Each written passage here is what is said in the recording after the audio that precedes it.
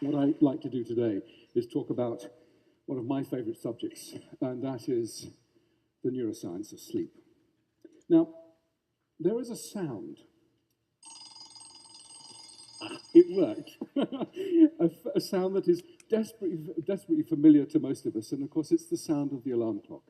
And what that truly ghastly, awful sound does is stop the single most important behavioral experience that we have, and that's sleep. If you're an average sort of person, 36% of your life will be spent asleep, which means that if you live to 90, then 32 years will have been spent entirely asleep. Now, what that 32 years is telling us, that sleep at some level is important. And yet, for most of us, we don't give sleep a second thought. We throw it away. We really just don't think about sleep. And so what I'd like to do today is change your views, change your ideas and your thoughts about sleep. And the journey that I want to take you on, we need to start by going back in time.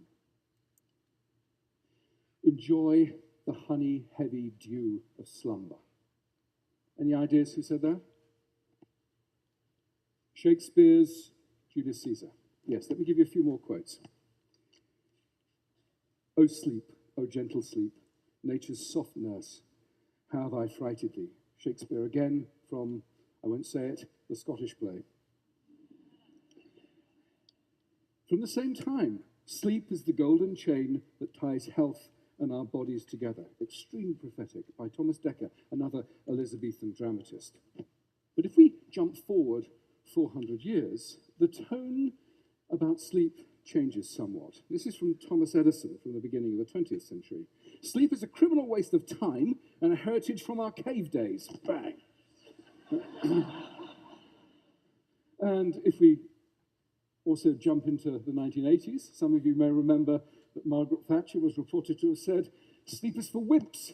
And of course, the infamous, what was his name? The infamous Gordon Gekko from Wall Street said, money never sleeps. What do we do in the 20th century about sleep? Well, of course, we used Thomas Edison's light bulb to invade the night, and we occupied the dark. And in the process of this occupation, we've treated sleep as an illness, almost. We've treated it as an enemy. At most now, I suppose, we tolerate the need for sleep, and at worst, perhaps many of us think of sleep as an illness that needs some sort of a cure. And our ignorance about sleep is really quite profound. Why is it? Why do we abandon sleep in our thoughts? Well, it's because you don't do anything much while you're asleep, it seems. You don't eat, you don't drink, and you don't have sex. Well, most of us anyway. And so therefore it's a complete waste of time, right? Wrong. Actually, sleep is an incredibly important part of our biology, and neuroscientists are beginning to explain why it's so very important. So let's move to the brain. Now, here we have a brain.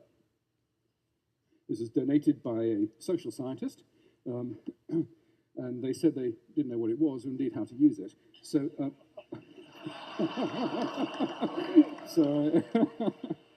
so I borrowed it. I don't think they noticed. Okay. The point I'm trying to make is that when you're asleep, this thing doesn't shut down. In fact, some areas of the brain are actually more active during the sleep state than during the wake state. The other thing that's really important about sleep is that it doesn't arise from a single structure within the brain, but is to some extent a network property. And if we flip the brain on its back, I love this little bit of spinal cord here, this bit here is the hypothalamus. And right under there is a whole raft of interesting structures, not least the biological clock. The biological clock tells us when it's good to be up, when it's good to be asleep. And what that structure does is interact with a whole raft of other areas within the hypothalamus, the lateral hypothalamus, the ventrolateral preoptic nuclei, all of those combine, and they send projections down to the brainstem here. The brainstem then projects forward and bathes the cortex, this wonderfully wrinkly bit over here, with neurotransmitters that keep us awake and essentially provide us with our consciousness. So sleep arises from a whole raft of different interactions within the brain. And essentially, sleep is turned on and off as a result of a range of interactions in here. Okay, so where have we got to? We've said that sleep is complicated, and it takes 32 years of our life. But what I haven't explained is what sleep is about. So why do we sleep? And it won't surprise any of you that, of course, as scientists, we don't have a consensus. There are dozens of different ideas about why we sleep. And I'm going to outline 3 of those. The first is sort of the restoration idea, and it's somewhat intuitive. Essentially, all the stuff we've burnt up during the day, we restore, we replace, we rebuild during the night. And indeed, as an explanation, it goes back to Aristotle. So that's what, 2,300 years ago. It's gone in and out of fashion. It's fashionable at the moment because what's been shown is that within the brain, a whole raft of genes have been shown to be turned on only during sleep. And those genes are associated with restoration and metabolic pathways. So there's good evidence for the whole restoration hypothesis. What about energy conservation? Again, perhaps intuitive. You essentially sleep to save calories. Now, when you do the sums, though, it doesn't really pan out. If you compare an individual who has slept at night or stayed awake and hasn't moved very much, the energy saving of sleeping is about 110 calories a night. Now, that's the equivalent of a hot dog bun. Now, I would say that a hot dog bun is kind of a meager return for such a complicated and demanding behavior as sleep. So I'm less convinced by the energy conservation idea. But the third idea I'm quite attracted to, which is brain processing and memory consolidation. What we know is that if after you've tried to learn a task and you sleep-deprive individuals, the ability to learn that task is smashed. It's really hugely attenuated. So sleep and memory consolidation is also very important. However, it's not just the laying down of memory and recalling it. What's turned out to be really exciting is that our ability to come up with novel solutions to complex problems is hugely enhanced by a night of sleep. In fact, it's been estimated to give us a 3-fold advantage. Sleeping at night enhances our creativity. And what seems to be going on is that in the brain, those neural connections that are important, those synaptic connections that are important, are linked and strengthened, while those that are less important tend to sort of fade away and be less important. Okay, so we've had 3 explanations for why we might sleep. And I think the important thing to realize is that the details will vary, and it's probably we sleep for multiple different reasons. But sleep is not an indulgence. It's not some sort of thing that we can take on board rather casually. I think sleep was once likened to an upgrade from economy to business class, you know, the equivalent of. It's not even an upgrade from economy to first class. The critical thing to realize is that if you don't sleep, you don't fly. Essentially, you never get there. And what's extraordinary about much of our society these days is that we are desperately sleep deprived. So let's now look at sleep deprivation. Huge sectors of society are sleep deprived, and let's look at our sleepometer. So in the 1950s, good data suggests that most of us were getting around about 8 hours of sleep a night. Nowadays, we sleep 1.5 to 2 hours less every night. So we're in the sort of 6.5 hours every night league. For teenagers, it's worse, much worse. They need 9 hours for full brain performance, and many of them on a school night are only getting 5 hours of sleep. It's simply not enough. If we think about other sectors of society, the aged. If you are aged, then your ability to sleep in a single block is somewhat disrupted, and many sleep, again, less than 5 hours a night. Shift work is extraordinary. Perhaps 20% of the working population, and the body clock does not shift to the demands of working at night. It's locked onto the same light-dark cycle that the rest of us. So when the poor old shift worker is going home to try and sleep during the day, desperately tired, the body clock is saying, wake up. This is the time to be awake. So the quality of sleep that you get as a night shift worker is usually very poor, again, in that sort of 5-hour region. And then, of course, tens of millions of people suffer from jet lag. So who here has jet lag? Well, my goodness gracious. Well, thank you very much indeed for not falling asleep, because that's what your brain is craving. One of the things that the brain does is indulge in microsleeps, this involuntary falling asleep, and you have essentially no control over it. Now, microsleeps can be sort of somewhat embarrassing, but they can also be deadly. It's been estimated that 31% of drivers will fall asleep at the wheel at least once in their life. And in the US, the statistics are pretty good. 100,000 accidents on the freeway have been associated with tiredness, loss of vigilance, and falling asleep. 100,000 a year. It's extraordinary. At another level of terror, we dip into the tragic accidents at Chernobyl and indeed the Space Shuttle Challenger, which was so tragically lost. And in the investigations that followed those disasters, poor judgment as a result of extended shift work and loss of vigilance and tiredness was attributed to a big chunk of those disasters. So, when you're tired and you lack sleep, you have poor memory, you have poor creativity, you have increased impulsiveness, and you have overall poor judgment. But my friends, it's so much worse than that. If you are a tired brain, the brain is craving things to make it up. So drugs, stimulants, caffeine represents the stimulant of choice across much of the Western world. Much of the day is fueled by caffeine, and if you're a really naughty, tired brain, nicotine. And of course, you're fueling the waking state with these stimulants, and then of course it gets to 11 o'clock at night, and the brain says to itself, well actually, I need to be asleep fairly shortly. What do we do about that when I'm feeling completely wired? Well, of course, you then resort to alcohol. Now, alcohol, short term, once or twice, to use to mildly sedate you, can be very useful. It can actually ease the sleep transition. But what you must be so aware of is that alcohol doesn't provide sleep, a biological mimic for sleep. It sedates you. So it actually harms some of those neural processing that's going on during memory consolidation and memory recall. So it's a short-term acute measure, but for goodness sake, don't become addicted to alcohol as a way of getting to sleep every night. Another connection between loss of sleep is weight gain. If you sleep around about 5 hours of less every night, then you have a 50% likelihood of being obese. What's the connection here? Well, sleep loss seems to give rise to the release of the hormone ghrelin, the hunger hormone. Ghrelin is released. It gets to the brain. The brain says, I need carbohydrates. And what it does is seek out carbohydrates, and particularly sugars. So there's our link between tiredness and the metabolic predisposition for weight gain. Stress. Tired people are massively stressed. And one of the things of stress, of course, is loss of memory, which is what I sort of just then had a little lapse of. But stress is so much more.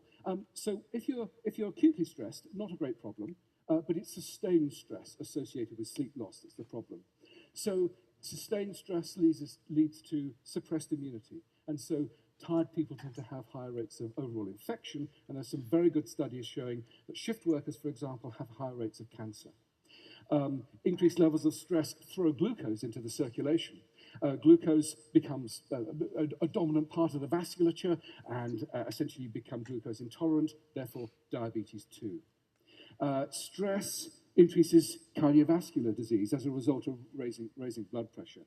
So there's a whole raft of things associated with sleep loss that are more than just a mildly impaired brain, which is where I think most people think that sleep loss resides. So at this point in the talk, this is a nice time to think, well, do you think on the whole I'm getting enough sleep? So quick show of hands. Who feels that they're getting enough sleep here? Oh, well, that's pretty impressive. Good, we'll talk more about that later, about what your tips. So most of us, of course, ask the question, well, how do I know whether I'm getting enough sleep? Well, it's not rocket science. If you need an alarm clock to get you out of bed in the morning, if you are taking a long time to get up, if you need lots of stimulants, if you're grumpy, if you're irritable, if you're told by your work colleagues that you're looking tired and irritable, chances are you are sleep deprived. Listen to them. Listen to yourself. What do you do? Well, and this is slightly offensive, sleep for dummies. Make your bedroom a haven for sleep. The first critical thing is make it as dark as you possibly can, and also make it slightly cool. Very important. Actually, reduce your amount of light exposure at least half an hour before you go to bed. Light increases levels of alertness and will delay sleep. What's the last thing that most of us do before we go to bed? We stand in a massively lit bathroom with looking into the mirror, cleaning our teeth. It's the worst thing we could possibly do before we went to sleep. Turn off those mobile phones, turn off those computers, turn off all of those things that are also going to excite the brain. Try not to drink caffeine too late in the day. Ideally, not after lunch.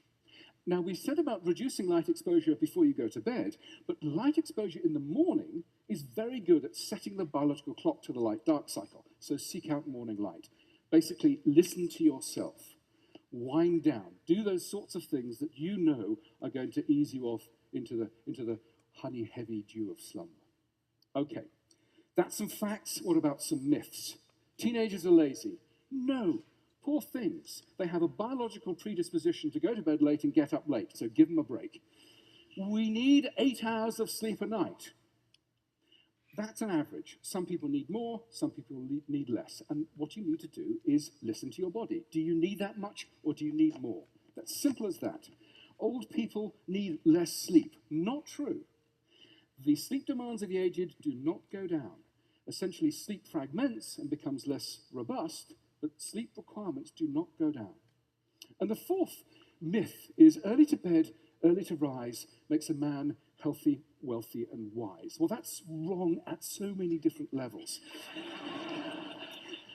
There is no evidence that getting up early and going to bed early gives you more wealth at all. There's no difference in socioeconomic status.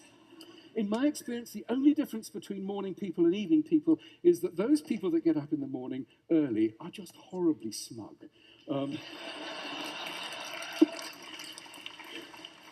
Okay, so for the last part, the last few minutes, what I want to do is change gears and talk about some really new and breaking areas of neuroscience, which is the association between mental health, mental illness, and sleep disruption. We've known for 130 years that in severe mental illness, there is always sleep disruption. But it's been largely ignored. In the 1970s, when people started to think about this again, they said, yes, well, of course you have sleep disruption in schizophrenia because they're on antipsychotics. It's the antipsychotics causing the sleep problems, ignoring the fact that for 100 years previously, sleep disruption had been reported before antipsychotics. So what's going on? Lots of groups, several groups, are studying conditions like depression, schizophrenia, and bipolar, and what's going on in terms of sleep disruption. We have a big study, which we published last year, on schizophrenia, and the data were quite extraordinary. In those individuals with schizophrenia, much of the time they were awake during the night phase, and then they were asleep during the day. Other groups showed no 24-hour patterns whatsoever. Their sleep was absolutely smashed, and some had no ability to regulate their sleep by the light-dark cycle. They were getting up later and later and later and later each night. It was smashed. So what's going on? And the really exciting news is that mental illness and sleep are not simply associated, but they are physically linked within the brain. The neural networks that predispose you to normal sleep give you normal sleep, and those that give you normal mental health are overlapping. And what's the evidence for that? Well, genes that have been shown to be very important in the generation of normal sleep, when mutated, when changed, also predispose individuals to mental health problems. And last year, we published a study which showed that a gene that's been linked to schizophrenia, which when mutated also smashes the sleep. So we have evidence of a genuine mechanistic overlap between these two important systems.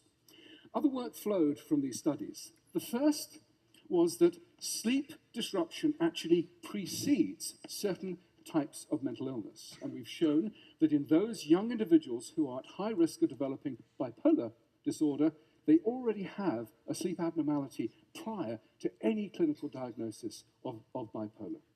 The other bit of data was that sleep disruption may actually exacerbate, make worse the mental illness state. My colleague Dan Freeman has used a range of agents which have stabilized sleep and reduced levels of paranoia in those individuals by 50%. So what have we got? We've got in these connections some really exciting things. in terms of the neuroscience, by understanding the neuroscience of these two systems, we're really beginning to understand how both sleep and mental illness are generated and regulated within the brain.